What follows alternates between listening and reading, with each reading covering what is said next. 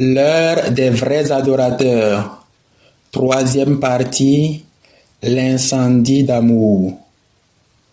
L'exercice de la présence de Dieu, tel qu'expliqué dans la première vidéo, nous aide à grandir dans la foi, car la foi en la présence de Dieu en est le principe moteur.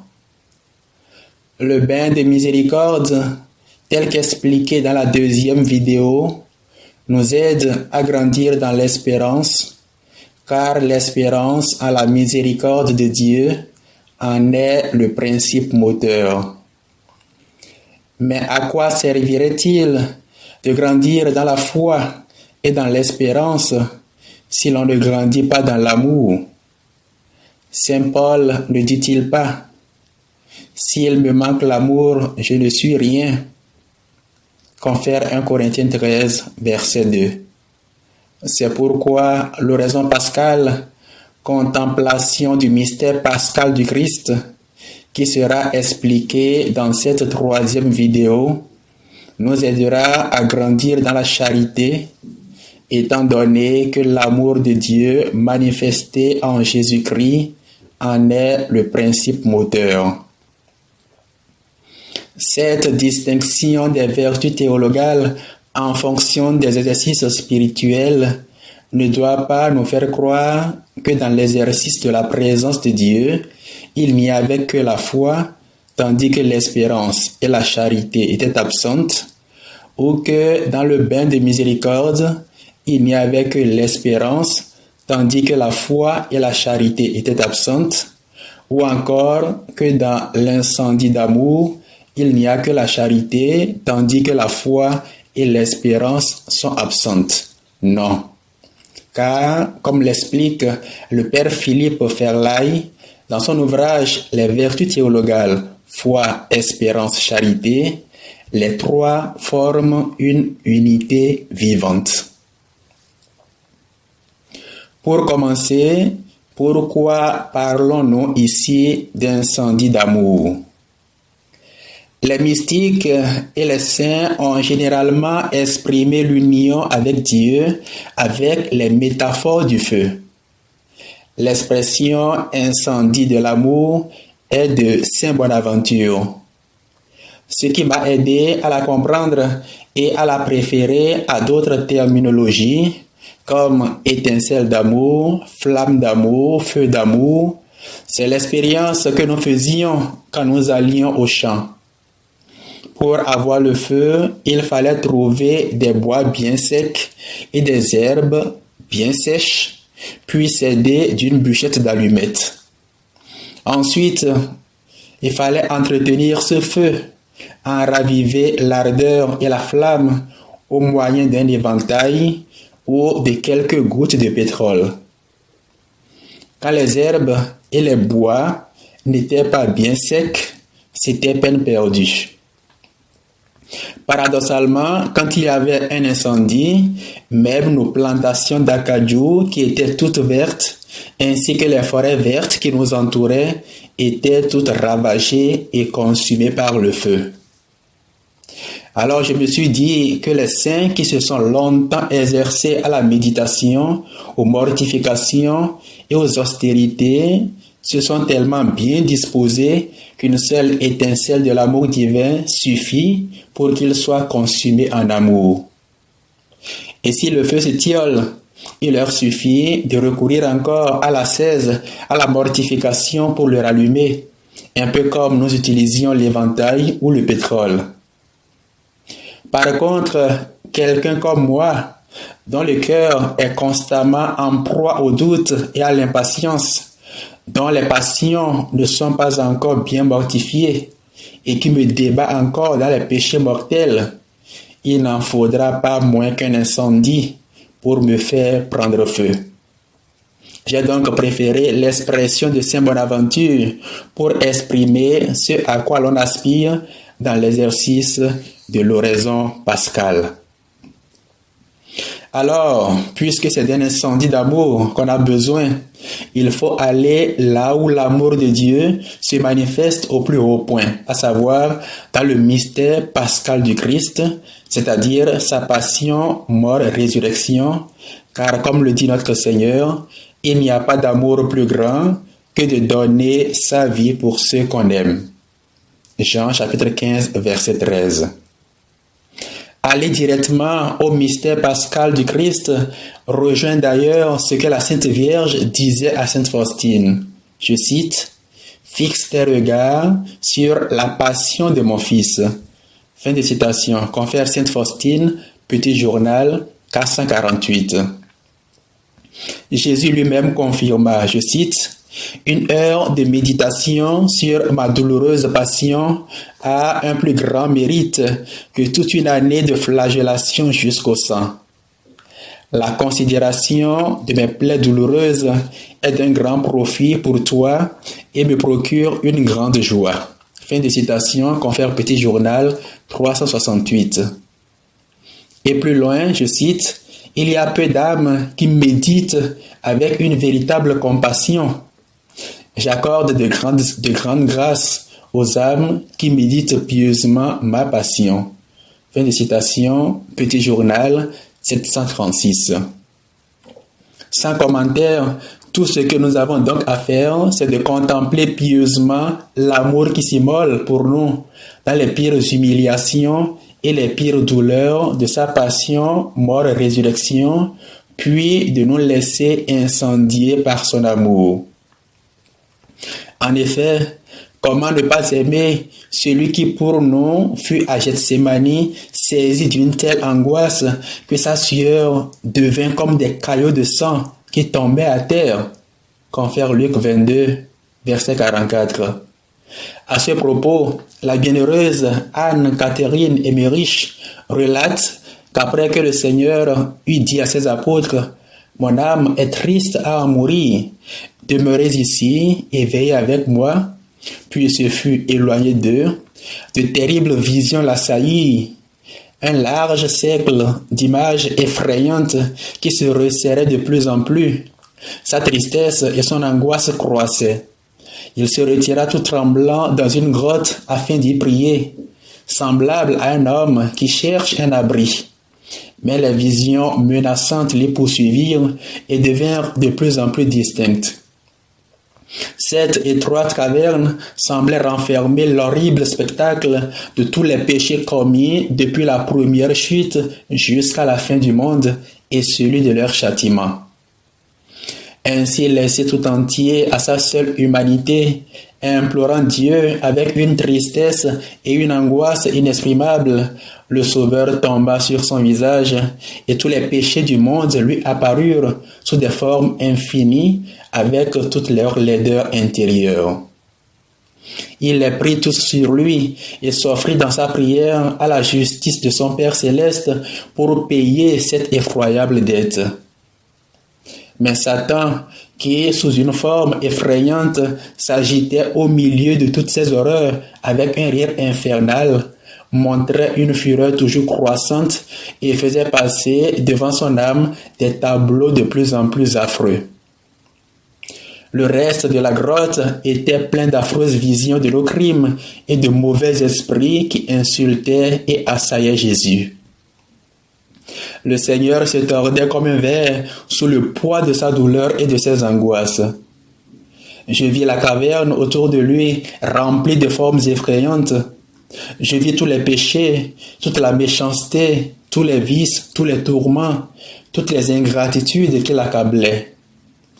Les épouvantements de la mort, la terreur qu'il ressentait comme homme à l'aspect de ses souffrances expiatoires le pressaient et l'assaillaient sous la forme de spectres hideux.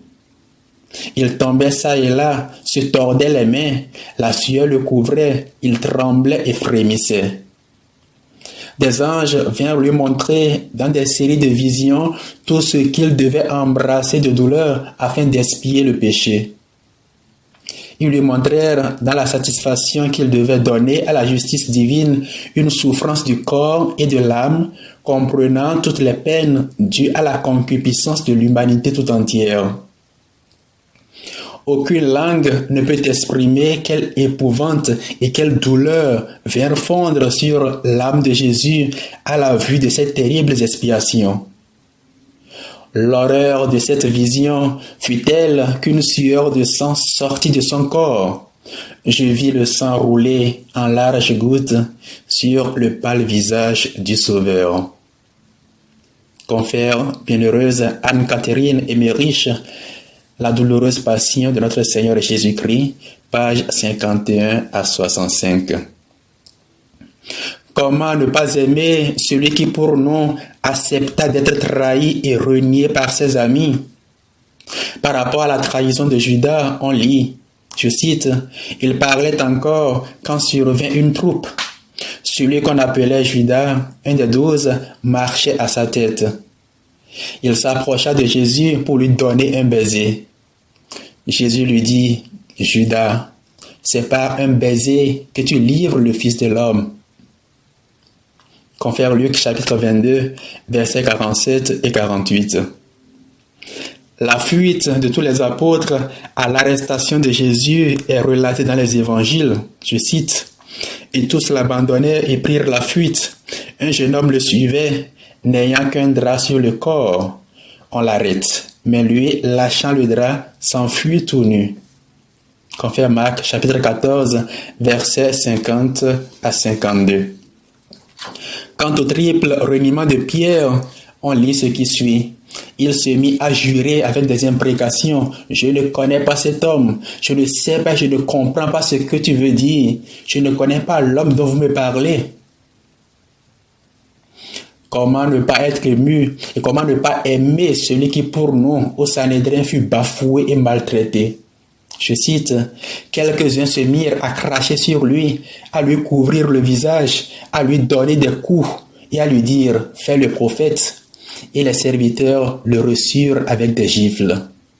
Confère Marc chapitre 14, verset 65.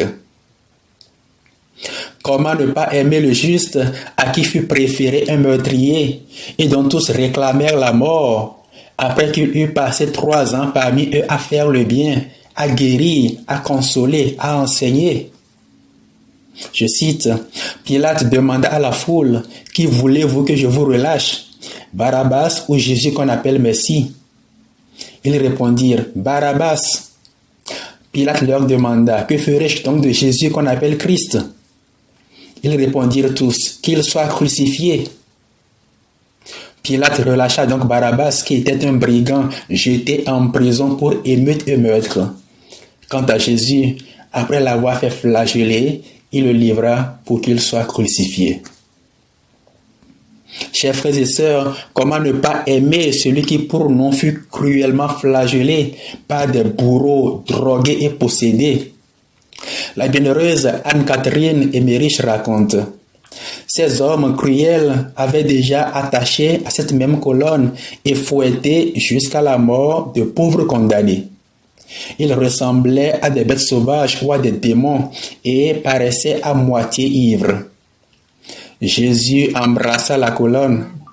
Les archers lièrent ses mains élevées en l'air derrière l'anneau de fer qui était figé et tendirent tellement ses bras en haut que ses pieds, attachés fortement au bas de la colonne, touchaient à peine la terre. Le Saint des Saints, dans sa nudité humaine, fut ainsi étendu avec violence sur la colonne des malfaiteurs, et 2 de ces furieux, altérés de son sang, commencèrent à flageller son corps sacré de la tête aux pieds. Notre Sauveur, le Fils de Dieu et vrai homme, frémissait et se tordait comme un ver sous les coups de ces misérables. Je vis d'infâmes jeunes gens presque nus qui préparaient des verges fraîches près du corps de garde. D'autres allaient chercher des branches d'épines. Au bout d'un quart d'heure, les 2 bourreaux qui flagellaient Jésus furent remplacés par 2 autres. Le corps du Sauveur était couvert de taches noires, bleues et rouges, et son sang coulait par terre. Il tremblait et son corps était agité de mouvements convulsifs. Les injures et les moqueries se faisaient entendre de tous côtés. Le second couple de bourreaux tomba avec une nouvelle rage sur Jésus. Ils avaient une autre espèce de baguette. C'était comme des bâtons d'épines avec des nœuds et des pointes. Leurs coups déchirèrent tout le corps de Jésus, son sang jaillit à quelque distance et leurs bras en étaient arrosés. Jésus gémissait, priait et tremblait. De nouveaux bourreaux frappèrent Jésus avec des fouets. C'étaient des lanières au bout desquelles se trouvaient des crochets de fer qui enlevaient des morceaux de chair à chaque coup. Leur rage n'était pourtant pas encore satisfaite. Ils délièrent Jésus et l'attachèrent de nouveau, le dos tourné à la colonne. Comme il ne pouvait plus se soutenir, ils lui passèrent des cordes sur la poitrine, sous les bras et au-dessous des genoux, et attachèrent aussi ses mains derrière la colonne. Tout son corps se contractait douloureusement. Il était couvert de sang et de plaies. Alors ils fondirent de nouveau sur lui comme des chiens furieux. L'un d'eux tenait une verge plus déliée dont il frappait son visage. Le corps du Sauveur n'était plus qu'une plaie. Il regardait ses bourreaux avec ses yeux pleins de sang. Mais leur rage redoublait et les gémissements de Jésus devenaient de plus en plus faibles. L'horrible flagellation avait duré près de 3/4 d'heure. Jésus tomba presque sans connaissance au pied de la colonne sur la terre, tout baigné de son sang. Les exécuteurs le laissèrent là, s'en allèrent boire et appelèrent des valets qui étaient occupés dans le corps de garde à tresser la couronne d'épines. Confère la douloureuse passion, pages 149 à 152. Comment ne pas aimer celui qui pour nous, par dérision, a été couronné d'épines, une couronne faite de joncs épineux avec des pointes fortes et aiguës, enfoncées avec tant de violence que plusieurs épines pénétrèrent jusqu'au crâne, à tel point que les yeux du Sauveur furent inondés de sang. Confère la douloureuse passion, page 166. Comment ne pas aimer celui qui a porté la lourde croix de nos péchés? La bienheureuse Anne-Catherine Eberich raconte: Enfin s'avançait notre Seigneur, les pieds nus et sanglants, courbés sous le pesant fardeau de la croix, chancelant, déchiré, meurtri, n'ayant ni mangé, ni bu, ni dormi depuis la scène de la veille. Épuisé par la perte de son sang, dévoré de fièvre, de soif, de souffrances intérieures infinies. Ses mains étaient blessées et gonflées par suite de la brutalité avec laquelle elles avaient été garottées précédemment. Son visage était sanglant et enflé, sa chevelure et sa barbe souillées de sang. Son fardeau et ses chaînes pressaient sur son corps son vêtement de laine qui se collait à ses plaies et les rouvrait. Autour de lui, ce n'était que dérision et cruauté. Confère la douloureuse passion, page 183. Comment ne pas aimer celui qui pour nous a été crucifié? La mystique poursuit son récit. Jésus, image vivante de la douleur, fut étendu par les archers sur la croix, où il était allé se placer de lui-même. Ils le renversèrent sur le dos et ayant tiré son bras droit sur le bras droit de la croix, ils le lièrent fortement, puis un d'eux mit le genou sur sa poitrine sacrée. Un autre tint ouverte sa main qui se contractait. Un troisième appuya sur cette main, pleine de bénédictions, un gros et long clou et frappa dessus à coups redoublés avec un marteau de fer. Un gémissement doux et clair sortit de la bouche du Sauveur. Son sang jaillit sur les bras des archers. Les liens qui retenaient la main furent déchirés et s'enfoncèrent avec le clou triangulaire dans l'étroite ouverture. Lorsque les bourreaux eurent cloué la main droite du Sauveur, ils s'aperçurent que sa main gauche, qui avait été aussi attachée au bras de la croix, n'arrivait pas jusqu'au trou qu'ils avaient fait et qu'il y avait encore un intervalle de 2 pouces entre ce trou et l'extrémité de ses doigts.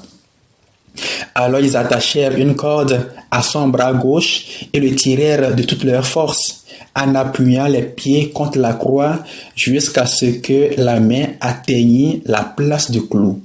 Jésus poussa des gémissements touchants, car il lui disloquait entièrement les bras. Ses épaules, violemment tendues, se creusaient. On voyait au coude les jointures des os. Mais il se trouva que les pieds non plus n'atteignaient pas jusqu'au morceau de bois placé pour les soutenir. Alors les archers se mirent en fureur.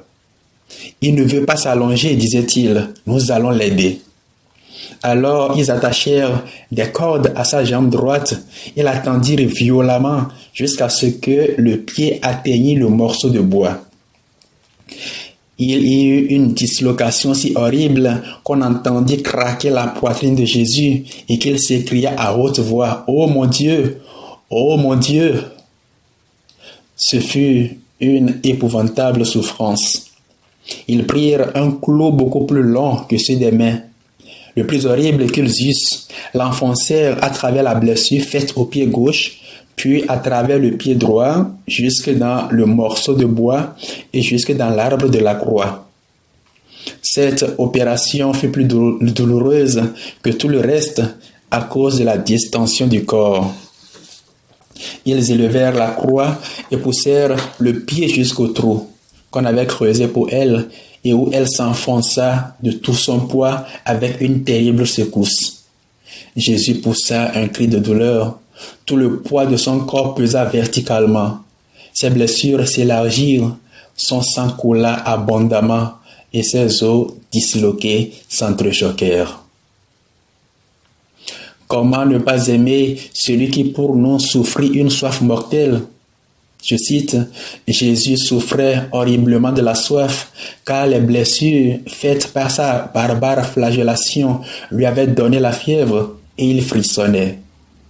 Sa chair était déchirée jusqu'aux os, sa langue était retirée, et le sang sacré qui coulait de sa tête rafraîchissait seul sa bouche brûlante et entr'ouverte. » Qu'on fait la douloureuse passion, page 167. Enfin, comment ne pas aimer celui qui pour nous est mort en demandant pardon pour ces bourreaux que nous sommes? Comment ne pas aimer celui qui pour nous a été transpercé? Je cite, « L'officier inférieur Cassius, appelé plus tard Longin, saisit sa lance et dirigea vivement son cheval vers la petite élévation où se trouvait la croix. Je le vis s'arrêter devant la fente du rocher entre la croix du bon larron et celle de Jésus. Alors, prenant sa lance à deux mains, il l'enfonça avec tant de force dans le côté droit du Sauveur que la pointe alla traverser le cœur et ressortit un peu sur la mamelle à gauche. Quand il la retira avec force, il sortit de la blessure du côté droit une grande quantité de sang et d'eau qui arrosa son visage comme un fleuve de salut et de grâce. Qu'on fait la douloureuse passion, page 239. Chers frères et sœurs, après ce bref commentaire de la passion, abordons succinctement la méthode de l'oraison pascale. Elle ne diffère pas beaucoup de celle du bain en profondeur indiquée dans la vidéo numéro 2 de cette série. La différence essentielle est qu'au lieu de scruter notre vie, on contemple celui qui offrit la sienne pour nous. Et pour cet exercice, 30 à 60 minutes suffisent. Mais on peut en faire plus. Le temps donné à Dieu n'est jamais perdu. Dans notre vidéo intitulée « Guérison par la dîme », nous avions déjà montré la nécessité de donner chaque jour au Seigneur la dîme de notre temps. Si les moines de Shaolin s'entraînent jusqu'à 10 heures par jour pour acquérir des performances corporelles, ne pourrions-nous pas, nous, pour notre salut éternel, consacrer la dîme de notre temps à Dieu dans la prière? Bref, pendant les 30 à 60 minutes, on se met en présence de Dieu par un acte de foi et d'adoration profonde tel que décrit dans la vidéo numéro 1 et on invoque son esprit d'amour. On demande aussi à la Sainte Vierge Marie de nous accompagner dans cette contemplation où elle nous a devancés et nous sert de modèle. 2. On fait dérouler devant les yeux de notre esprit les scènes de la passion et de la mort de notre Seigneur Jésus-Christ, telles que décrites dans les évangiles et les stations du chemin de croix. Au fur et à mesure de cette contemplation, on compatit à la douleur du Seigneur en sachant que c'est en réalité nous qui sommes ses bourreaux par nos péchés. Cela doit susciter en nous un repentir sincère et une ferme résolution de ne plus l'offenser. 3. À la fin, on peut réciter un acte de contrition. On peut aussi offrir au Père les mérites de la passion et de la mort de son Fils en utilisant par exemple les mots du chapelet de la divine miséricorde révélé à Sainte Faustine. Je cite: « Père éternel, je t'offre le corps et le sang, l'âme et la divinité de ton Fils bien-aimé, notre Seigneur Jésus-Christ, en réparation de mes péchés et de ceux du monde entier. Par sa douloureuse passion, aie pitié de moi et du monde entier. » Fin de citation. Enfin, on peut faire une communion spirituelle. La communion spirituelle exige un acte de foi, d'espérance et de charité. Je ne parle pas ici des formules de prière connues sous le nom d'acte de foi, acte d'espérance et acte de charité, mais d'attitude intérieure. 1. Pour l'acte de foi, il faut croire que Jésus est présent dans la Sainte Eucharistie et qu'il peut aussi se communiquer à nous sans elle, comme il le veut. 2. Pour l'acte d'espérance, il faut le désirer vivement et l'inviter à venir en notre âme. 3. Pour l'acte de charité, il faut l'accueillir avec amour et lui rendre grâce. La formule suivante peut résumer ces 3 actes. Mon Jésus, je crois que vous êtes présent dans la Sainte Eucharistie. Je crois aussi que vous pouvez vous communiquer à moi sans elle. Je désire ardemment vous recevoir et m'unir à vous. Mais puisque je ne peux le faire sacramentellement, je vous prie de venir spirituellement à mon âme. Et après un temps de silence, on poursuit. Merci Jésus d'être là. Je t'aime.